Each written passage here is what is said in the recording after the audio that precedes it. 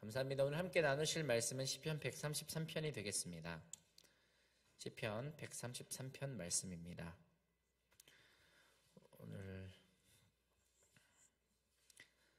시편에서 가장 짧은 시 중에 하나일 것입니다. 세 절로 된 시편인데요. 아마 우리가 많이 접하였고 심지어 암송하고 있는 말씀이다라고 생각이 됩니다. 시편 133편 말씀 우리 함께 한 목소리로 봉독하여 올려드리도록 하겠습니다. 시작.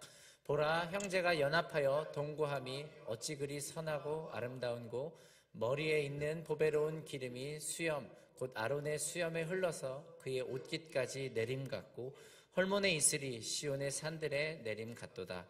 거기서 야훼께서 복을 명령하셨나니 곧 영생이로다. 아멘. 네, 어디선가 영상에서 말씀이 나오고 있는 것 같습니다. 네, 시편입니다. 시편은 우리가 함께라는 제목을 가지고 하나님 말씀을 나눌 텐데요. 시편은 시입니다. 그러니까 사실은 막 시편을 너무 논리적으로 읽으려고 하거나 인과관계만을 따져서 읽으려고 한다면 사실 시편을 하나님께서 시라는 장르로 이 글을 적어놓으신 어떤 문맥을 우리가 놓치게 되죠.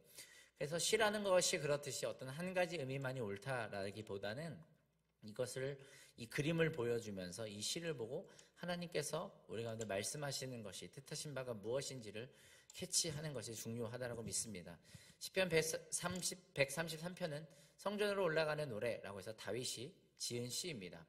그러니까 다윗은 베드로가 말하기를, 그리고 성경 전체에서 말하기를 다윗은 선지자였다라고 말하고 있습니다. 다윗은 선지자였습니다. 그러니까 찬양하는 사람이고 예배하는 사람이고 왕이지만 영적으로 무엇인가를 캐치해서 말하고 영적으로 무엇인가를 캐치해서 선포했던 사람이 다윗인 것입니다. 그러니까 그가 쓴 133편인데요. 굉장히 저는 영적인 시라고 생각합니다. 다 알 수는 없지만 어떤 식으로 이것이 쓰여졌는지 모르겠지만 특히 다윗이 쓴 많은 시들은 어떤 이미지를 그려내고 있는 경우가 되게 많거든요. 그러니까 제 추측컨대 다윗은 아마도 어떤 그림 언어, 환상 같은 것들을 종종 보고 그것을 옮겨놓은 것이 아닌가라는 생각이 들 때도 있습니다. 그 중에 하나가 가장 그림이 명확한 것이 상징적이고 영적인 것이 바로 시편 133편인데요. 이렇게 말하고 있습니다. 보라입니다. 보라. 그러니까 이거 이미지가 있는 거예요. 보라. 뭘 보라입니까? 형제가 연합하여 동거함입니다. 형제가 연합해서 동거한다라는 게 뭘까요? 지금 다윗이 뭐를 받고 혹은 무엇을 예언하고 있고 무엇을 그리고 있는 걸까요? 그리스도 안에서 예수 그리스도, 우리의 주 하나님 한 아버지와 우리의 구원자 되시는 예수 그리스도 안에서 가족된 우리들이 형제인 것입니다. 우리가 잘 알고 있는 이야기가 하나 있는데요. 예수님이 어느 날 말씀을 전하고 있었는데 예수님의 어머니와 예수님의 형제들이 찾아온 적이 있습니다. 그래서 막 예수님을 나와 이렇게 이야기하는 거죠. 가족이니까 아마 엄마 왔다 뭐 이런 것 같아요. 엄마 왔다고 전해라 제자들아 뭐 이런 분위기인 것 같아요. 예수님이 지금 말씀을 전하고 있는데 엄마라는 이유로 예수님을 이렇게 불러내려고, 가족이라는 이유로 불러내려고 하는 장면이 있습니다. 뭐 그게 꼭 나쁘다 이런 이야기를 하는 것이 아니고요. 근데 그 상황에서 예수님이 어떤 한 가지 영적인 포인트를 짚어주시기를, 누가 내 어머니고 누가 내 형제고 누가 내 자매냐라고 물어보십니다. 그러니까 누가 예수님의 가족이냐라는 질문을 하는 것이죠.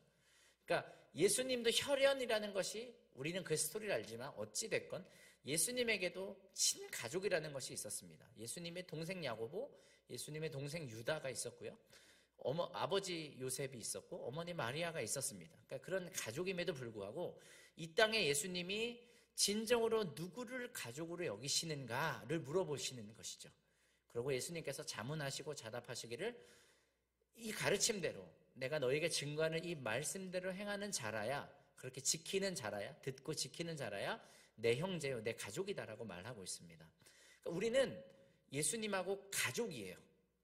구원받은 사람은 어떤 사람들이 구원받는 것이냐 하면 예수님과 가족된 사람이 구원을 얻는 것이죠. 왜냐하면 천국은 하나님 집입니다. 우리가 많은 찬양이나 우리의 고백으로 거기가 내 본향이다라고 표현하죠. 고향이고요, 우리의 집이에요.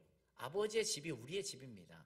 우리가 아버지의 자녀가 된 순간에 예수님께서 첫째 아들에게 말씀하신 것처럼 내 것이 다 네 것이다 라고 말한 것처럼 아버지의 유업, 아버지의 집이 우리의 것입니다. 왜냐하면 우리가 아버지의 예수 그리스도로 말미암아 아버지의 양자 되었기 때문이죠. 그러니까 예수님과 우리는 형제이기도 한 것입니다.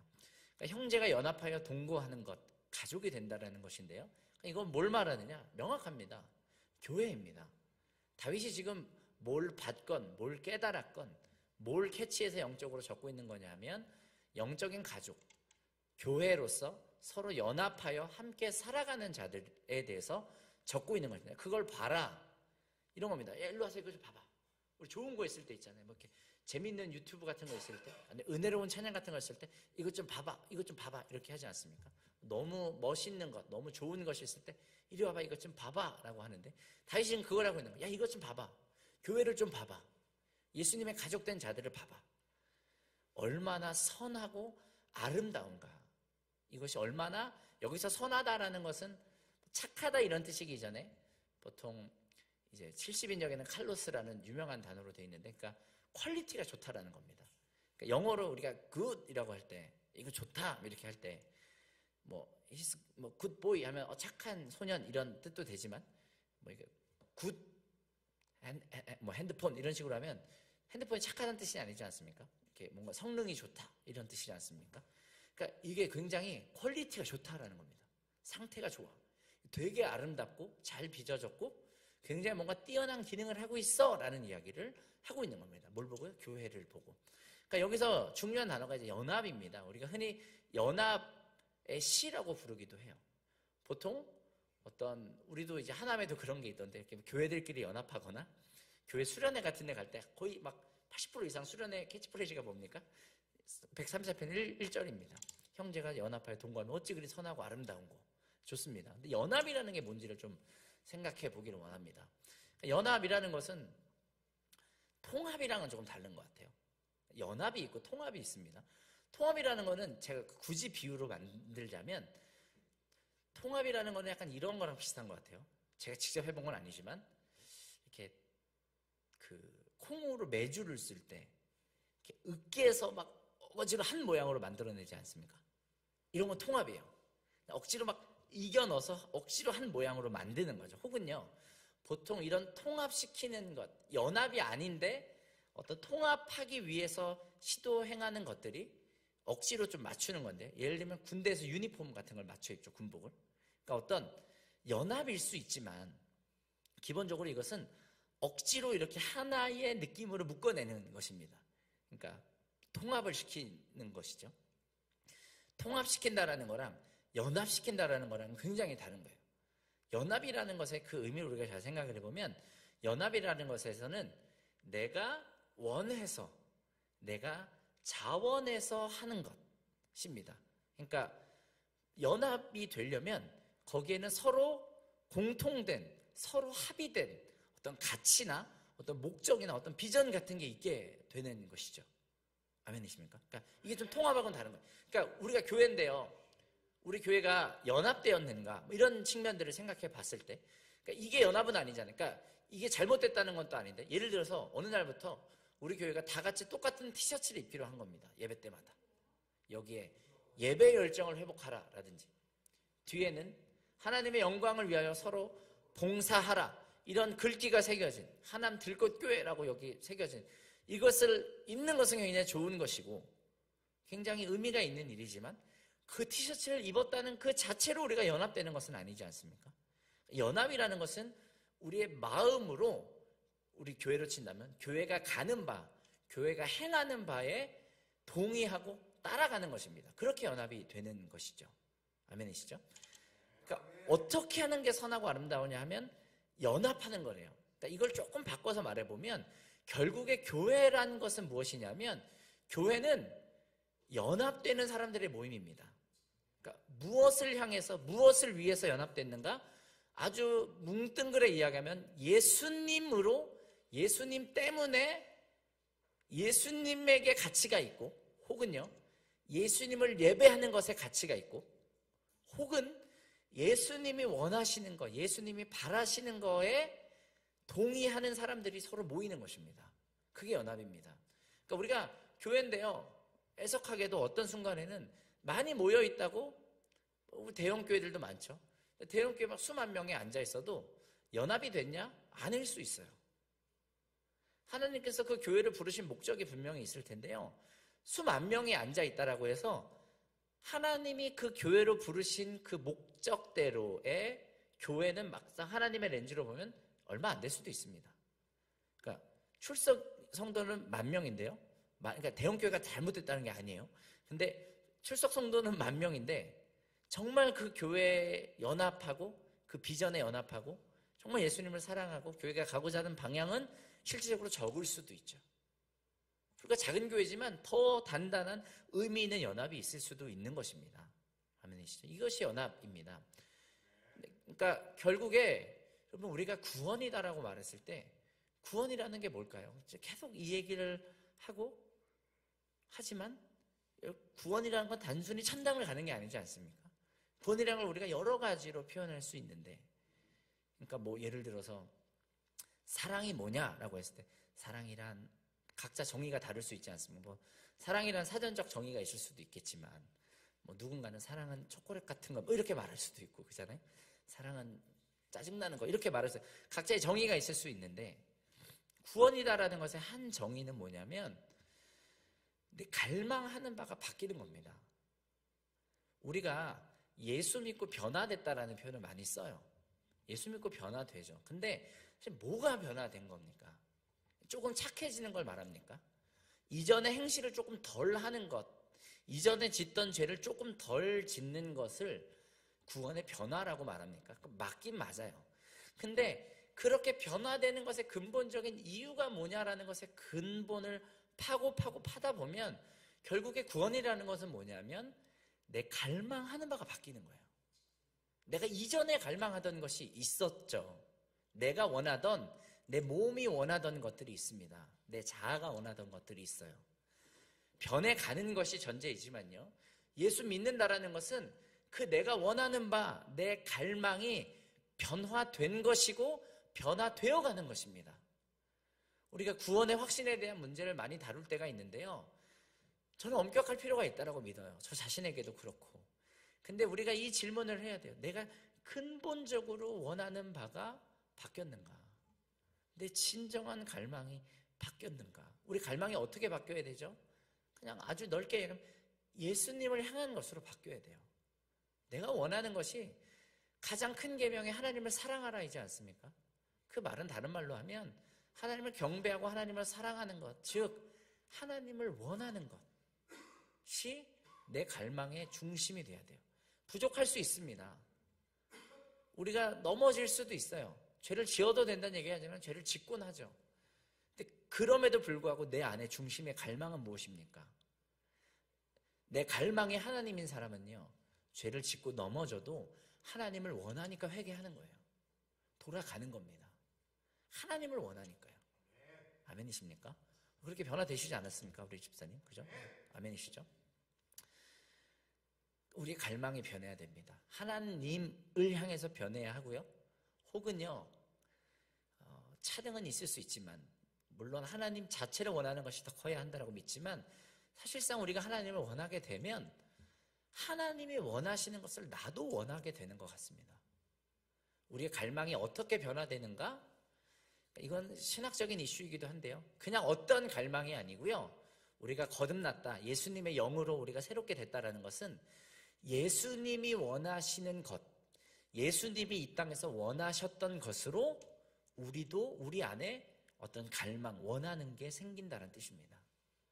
교회라는 연합은 결국에 무엇일까요? 거듭나서요. 우리의 죄를 용서받고 거듭나서 하나님의 성령으로 말미암아 거듭나서 하나님의 성령이 우리 안에 도우시고요. 우리 안에 같은 방향의 갈망을 가진 사람들입니다. 거기 디테일은 있을 수 있죠. 물론 지역이라는 부분이 있지만 특별히 하나님께서 우리 들꽃교회 가운데 주어주신 어떤 비전, 방향이 있으면 거기에 예수님 원하시는 거니까요. 나도 그걸 원합니다. 나도 그걸 갈망합니다. 라고 하는 것이 우리 교회라는 연합일 것입니다. 근본은 하나님 사랑, 예배이고 하나님 자신입니다. 아멘이시죠? 그게 연합입니다.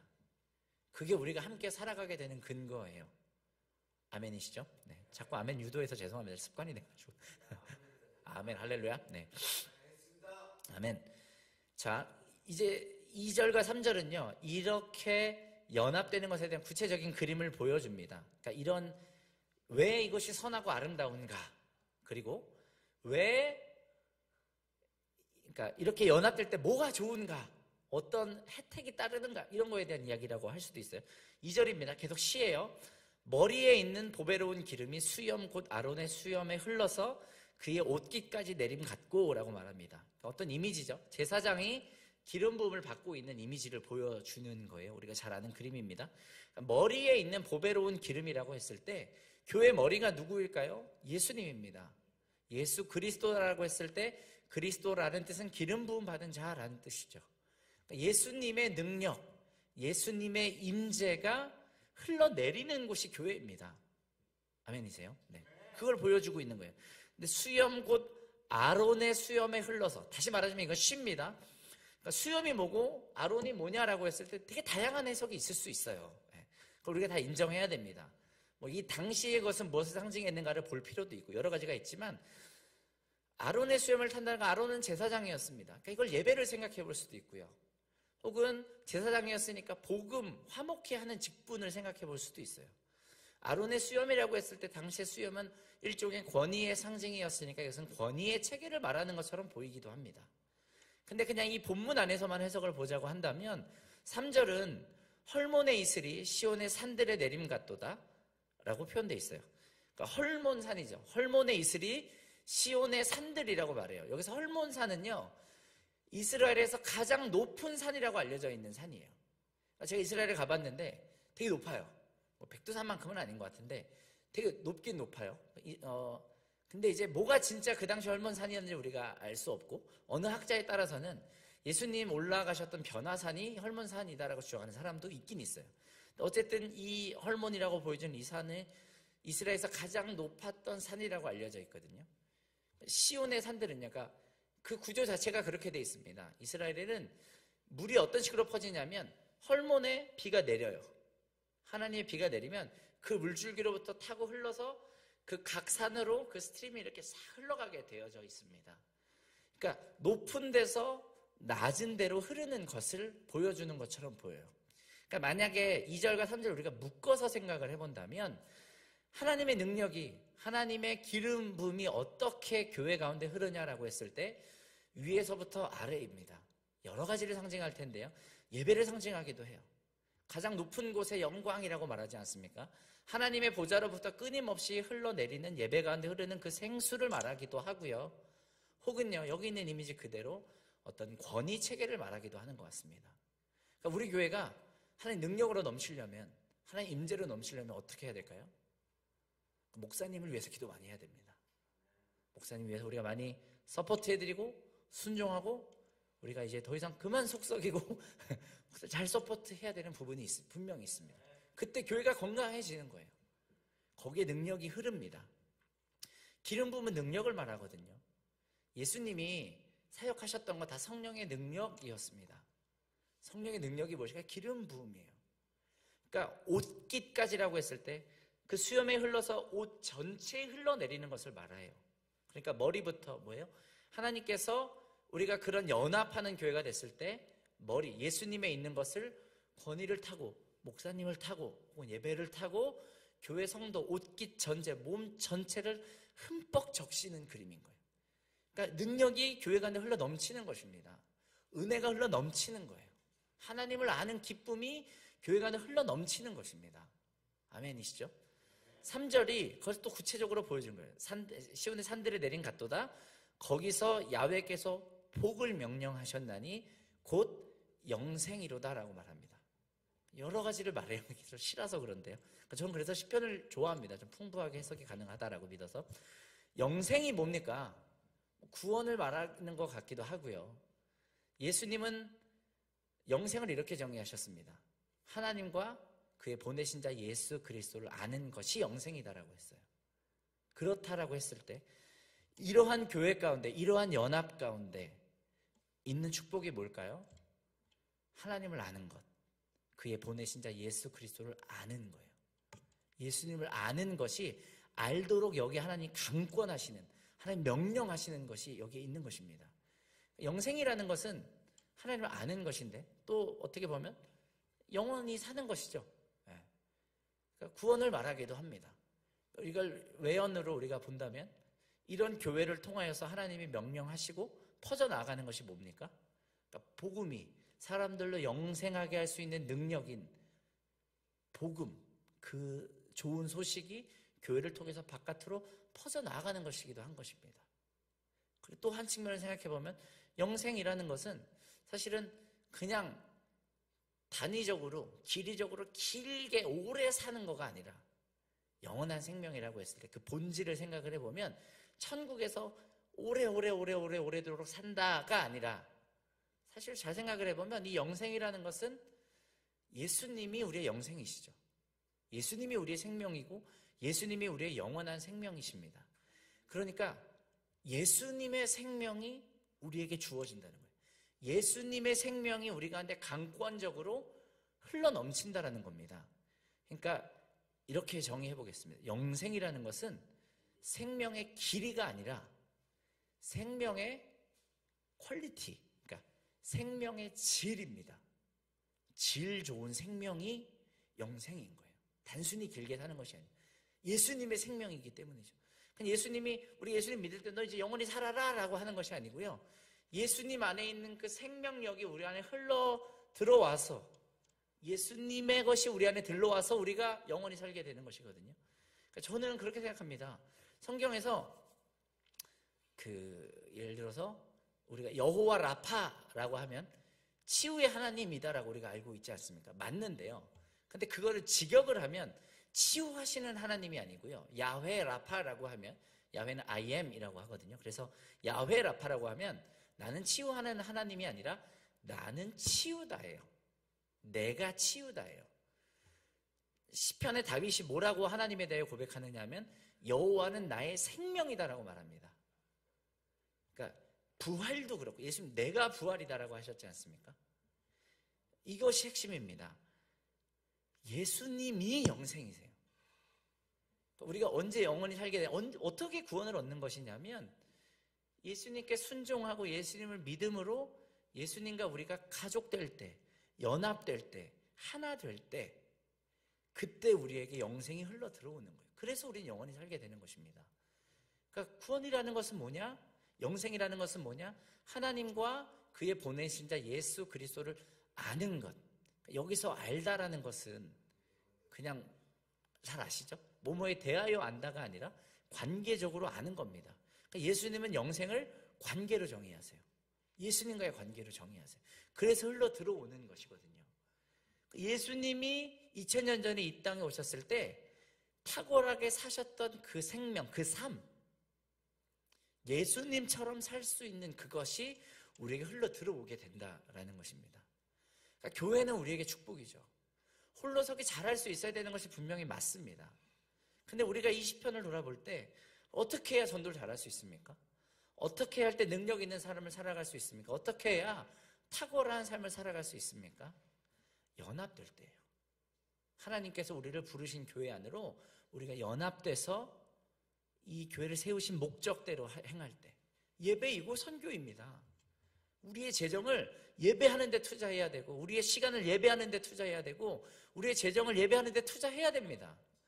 우리의 재정을 선교하는 데 투자해야 되고 우리의 시간을 선교하는 데 투자해야 됩니다. 그게 연합이에요. 교회 출석 아무리 열심히 한다 좋은 것이지만 그것만으로 충분하지 않을 수 있다는 것입니다. 예배해야 돼요. 우리가 선교해야 됩니다.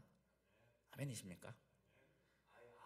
아멘, 할렐루야. 그죠? 네. 우리가 6월 달에 또 소망을 가게 되지 않습니까? 우리가 또 같이 그 시간을 위해서도 기도로 준비하고 정말 목사님 가운데 능력이 흘러넘치도록 예배 가운데 능력이 흘러넘치도록 같이 하나님께서 우리를 보내시기 우리가 맡기신 일이니까 같이 기도하면서 그런 시간 준비했으면 좋겠고요.